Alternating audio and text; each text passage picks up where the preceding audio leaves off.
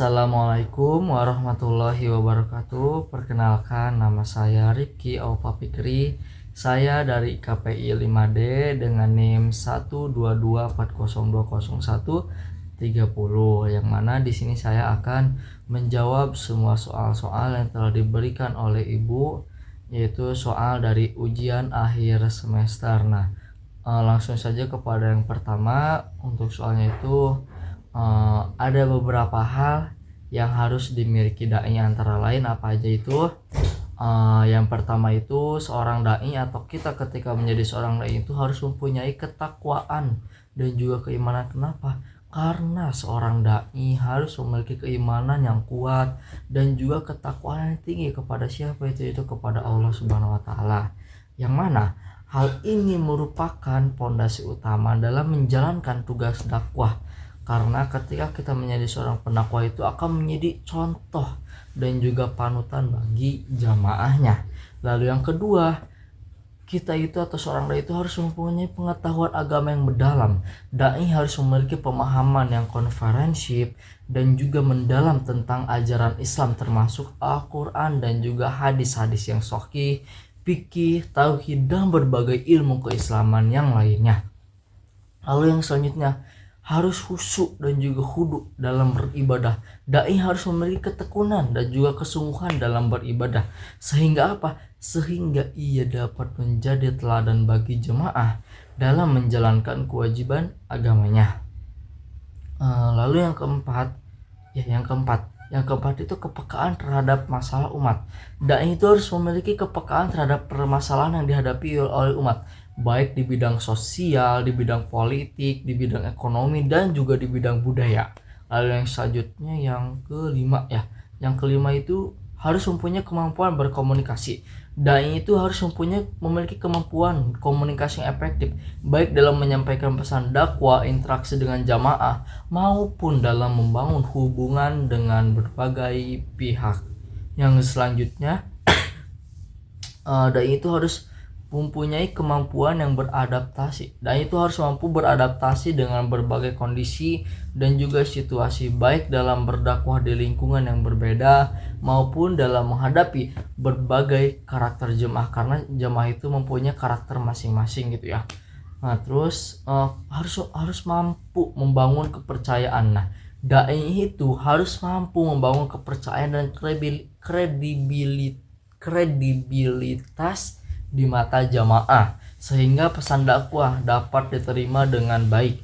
Lalu yang selanjutnya, kemampuan dan juga berkolaborasi. Dai itu harus memiliki kemampuan untuk bekerja sama dengan berbagai pihak, baik dengan sesama dai atau organisasi Islam, NU, Persis Muhammad atau yang lainnya, maupun dengan lembaga-lembaga dakwah lainnya yang terkait dengan dakwah. Lanjut kepada soal yang kedua, yaitu ekstremisme Islam yang merupakan pemahaman agama yang ekstrim dan kaku, seringkali mengarah pada radikalisme karena beberapa faktor. Apa aja faktornya? Yang pertama itu kadang interpretasi teks agama yang kaku dan juga literal. Ekstrim Islam cenderung menafsirkan teks-teks agama secara literal atau kaku tanpa mempertimbangkan konteks historis atau sejarah, budaya, dan juga sosial, yang mana hal ini dapat menyebabkan pemahaman yang sempit dan tidak fleksibel, serta melahirkan tindakan yang tidak sesuai dengan semangat toleransi dan kasih sayang dalam Islam. Lalu yang selanjutnya itu penekanan pada jihad dan kekerasan. Kadang harus menekankan jihad dan juga kekerasan. Ekstremisme Islam ini seringkali menekankan konsep jihad secara berlebihan dan mengartikan sebagai perang fisik, bahkan terhadap kelompok-kelompok yang tidak mengancam. Hal ini dapat mengarah pada tindak kekerasan atau terorisme. Begitu teman-teman.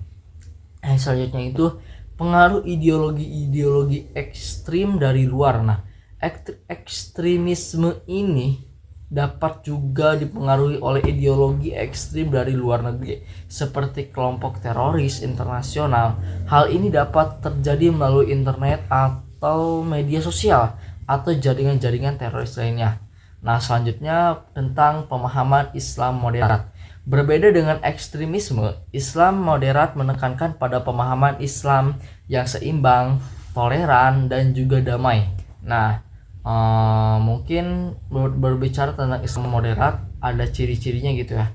Nah, ciri-ciri Islam moderat dalam menafsirkan teks agama secara kontekstual. Islam moderat menafsirkan teks-teks agama secara kontekstual dengan mempertimbangkan konteks histori, sosial, dan juga budaya. Hal ini mungkin pemahaman yang fleksibel dan juga luas, serta menghindari interpretasi yang kaku dan tidak relevan dengan zamannya. Nah, lalu selanjutnya menekankan pada toleransi dan juga kerukunan. Islam moderat menekankan pada toleransi dan juga kerukunan antar umat beragama, serta menghargai perbedaan pendapat dan juga keyakinan, yang mana hal ini didasarkan pada prinsip Islam yang mengajarkan kasih sayang, persaudaraan, dan juga perdamaian. Lalu yang selanjutnya, menolak kekerasan dan juga terorisme. Islam moderat menolak sekali kekerasan dan juga terorisme dalam bentuk apapun itu. Jihad dalam Islam moderat diartikan sebagai perjuangan untuk kebaikan, bukan perang fisik. Lalu yang selanjutnya, menerima kearifan lokal. Islam moderat menerima kearifan lokal dan juga budaya setempat selama tidak bertentangan dengan nilai-nilai Islam. Hal ini menunjukkan bahwa Islam dapat beradaptasi dengan berbagai budaya dan menjadi rahmat bagi seluruh alam. Nah, selanjutnya itu menekankan pada kemanusiaan. Nah, Islam moderat sendiri menekankan pada nilai-nilai kemanusiaan seperti apa aja, yaitu seperti keadilan, persamaan, dan juga kepedulian terhadap sesama. Nah, hal ini merupakan inti dari ajaran Islam yang universal dan berlaku untuk semua manusia. Nah, lanjut kepada soal UAS yang ketiga. Ini menarik nih. Isu tarif jasa dakwah. Nah, jadi isu tarif jasa dakwah atau bayaran ustadz memang menjadi sebuah perdebatan bagi semua orang, bagi semua kalangan dai dan daiyah. Bagi orang yang memiliki berbagai penilaian pro dan juga kontra terhadap tarif jasa dakwah. Nah, menurut pandangan pribadi saya sendiri tentang isu ini, salah satunya antara lain, yang pertama, dakwah itu sebagai ibadah dan juga amanah. Dakwah merupakan panggilan suci dan amanah yang diemban oleh setiap muslim. Tujuan utama dakwah adalah untuk menyampaikan pesan Islam dan mengajak manusia kepada kebaikan. Dalam konteks ini, niat dan juga motivasi dalam berdakwah haruslah murni karena Allah. Karena kita harus bertujuan dengan mengisi dakwah itu dengan semata-mata karena Allah, tidak mencari keuntungan materi. Yang kedua itu menghormati jasa dan juga kemampuan. Ustadz atau dai itu memiliki keahlian dan juga pengalaman dalam menyampaikan pesan Islam. Mereka telah meluangkan waktu, tenaga, dan juga pikiran untuk mempelajari ilmu agama dan juga mengembangkan kemampuan berdakwahnya. Nah, oleh karena itu, menghargai jasa dan juga kemampuan mereka dengan memberikan imbalan yang layak adalah hal yang wajar, asalkan kita tidak mematok tarif jasa tersebut. Nah, gitu.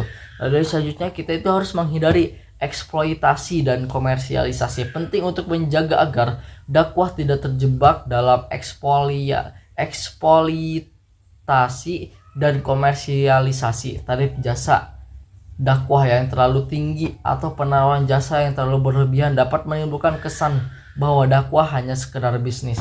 Hal ini dapat merusak citra dan juga nilai dakwah. Nah, seperti yang tadi saya sebutkan, tidak boleh mematok harga, misalnya 1 juta, 2 juta, tidak. Kita itu harus menerimanya dengan ikhlas. Nah, gitu teman-teman. Selanjutnya harus transparansi dan akuntabilitas. Nah, jika ustadz atau dai menerima bayaran, maka transparan dan juga akuntabilitas dalam pengelolaan dana menjadi sangat penting. Dana yang diterima harus digunakan untuk kepentingan dakwah dan juga pengembangan ilmu agama, bukan untuk kepentingan pribadi. Nah, yang selanjutnya itu menjaga marwah dakwah. Nah, Tarif jasa dakwah haruslah seimbang dan tidak memberatkan masyarakat. Penting untuk menjaga marwah dakwah agar tetap suci dan terhindar dari stigma negatif. Nah, gitu teman-teman. Lalu soal yang selanjutnya, humor dan juga candaan apakah boleh dalam berdakwah? Nah, ini bisa menjadi alat yang efektif untuk menarik perhatian, mencairkan suasana, dan membuat pesan lebih mudah dicerna. Namun, bisa kita garis bawahi teman-teman semuanya, penggunaan humor dalam dakwah harus dilakukan dengan bijak, dengan penuh etika atau ada adabnya tersendiri, agar tidak menciderai nilai-nilai agama dan tidak menimbulkan efek-efek negatif dalam kasus-kasus yang sudah ada baru-baru ini, kayak Gus-Gus itu tuh, Gus-Gus Miftah gitu ya. Jadi ada beberapa etika humor dalam dakwahnya. Nah, menurut pandangan saya sendiri, tujuan dakwah tetap utama. Nah, humor hanya sebagai alat bantu, bukan tujuan utama dalam ketika kita berdakwah. Nah, pesan dakwah tetap menjadi fokus utama dan tidak boleh terlupakan. Lanjut, sesuai dengan nilai-nilai Islam. Jadi humor yang digunakan harus sesuai dengan nilai-nilai Islam. Seperti apa saja? Seperti kesopanan. Ingat, kesopanan. Dan juga etika. Ingat, etika dan juga akhlak yang mulia gitu ya. Terus selanjutnya itu harus menggunakan, pastinya humor yang disampaikan tidak menyinggung perasaan orang lain, terutama dari kelompok minoritas atau pemeluk agama lain. Yang selanjutnya harus menghormati orang lain nih teman-teman. Ketika kita berdakwah menyampaikan humor, harus menghormati orang lain. Jangan sampai kita tidak menghormati orang lain. Nah, humor yang digunakan harus menghormati orang lain, baik dalam ucapan maupun tindakan. Jangan sampai kayak udah gitu ya, gitu ya. Nah, terus selanjutnya, hindari humor yang bersifat pribadi, menyindir atau mencela orang lain seperti yang sudah-sudah. Terus memperhatikan batasan. Nah, kita itu dalam humor itu ada batasannya masing-masing ya teman-teman. Hindari humor yang berlebihan atau berpotensi menyebabkan kesalahpahaman. Lalu yang selanjutnya haruslah bersikap kebijaksanaan dan juga jangan terlalu memaksakan humor jika situasi tidak mendukung. Nah, nomor yang selanjutnya yaitu saya mengambil salah satu ustadz yang saya merupakan itu ustadz saya yang bernama Ustadz almarhum Aceng Zakaria, yang mana beliau itu mantan ketua umum pimpinan Pusat Persatuan Islam atau sering disebut Persis. Dikenal sebagai sosok ulama yang sangat alim dan memiliki dedikasi tinggi dalam berdakwahnya. Meskipun secara formal beliau itu hanya bersekolah hingga tamat SD, tapi pengetahuan agamanya itu sangat luas dan juga mendalam. Ia telah mempelajari berbagai kitab kuning sejak kecil dari ayahnya juga yang terkenal sebagai seorang kiai. Nah, sosok Ustadz Aceng Zakaria ini, yang pertama itu yang saya ketahui itu alim dan berpengetahuan agama sangat luas. Meskipun tidak memiliki gelar akademik kayak orang-orang yang lain, Ustadz Aceng ini memiliki penguasaan ilmu agama yang sangat baik. Ia dikenal sebagai seorang ulama yang alim dan berpengetahuan luas, terutama dalam bidang fikih dan juga hadis. Lalu yang selanjutnya yang saya ketahui itu dedikasinya tinggi. Nah, Ustadz Aceng ini memiliki dedikasi tinggi dalam berdakwah. Ia aktif berdakwah di berbagai tempat, baik di lingkungan Persatuan Islam maupun di luar ruang lingkup organisasi. Nah, ia juga menjadi instruktur tetap di berbagai lembaga pendidikan pelatihan. Nah, selanjutnya yang saya ketahui itu teladan gitu. Ustadz Aceng ini menjadi teladan bagi pecinta dan juga pegiat ilmu. Termasuk saya juga, beliau itu menjadi teladan bagi saya. Ia membuktikan bahwa penguasaan ilmu agama tidak harus melalui jalur pendidikan formal. Nah, terus terbuka dan juga berpreferensi gitu ya, yang luas. Jadi Ustadz Aceng itu terbuka, dan Ustadz Aceng ini tidak sombong. Ustadz Aceng ini dikenal sebagai sosok yang terbuka dan memiliki referensi bacaan yang sangat luas. Hal ini tercermin dari karya tulisnya yang mengkaji berbagai masalah fikih dengan referensi yang beragam. Nah, selanjutnya itu gaya berdakwah Ustadz Aceng Zakaria. Yang pertama itu manhaj yang berpikirnya yang secara jelas, lugas. Ustadz Aceng memiliki manhaj berpikir yang jelas dan terstruktur yang tercermin dalam berbagai tulisannya. Ia menekankan pentingnya berpegang teguh kepada Al-Quran dan juga Sunnah serta menggunakan metode ijtihad dan juga ittiba dalam memahami agama. Selanjutnya, karya tulis yang mendalam. Nah, Ustadz Aceng dikenal melalui karya tulisnya yang mendalam dan juga mengkaji berbagai masalah fikih. Salah satunya karyanya yang terkenal yang saya ketahui adalah dalam buku tulisannya Al-Hidayah fi Masail Fikhi Mutaridoh, kalau nggak salah itu ya nama judulnya. Terus juga aktif dalam forum diskusi. Nah, Ustadz Aceng ini aktif dalam forum diskusi, dialog, dan juga pengajian. Ia sering diundang sebagai pembicara dalam berbagai acara keagamaan.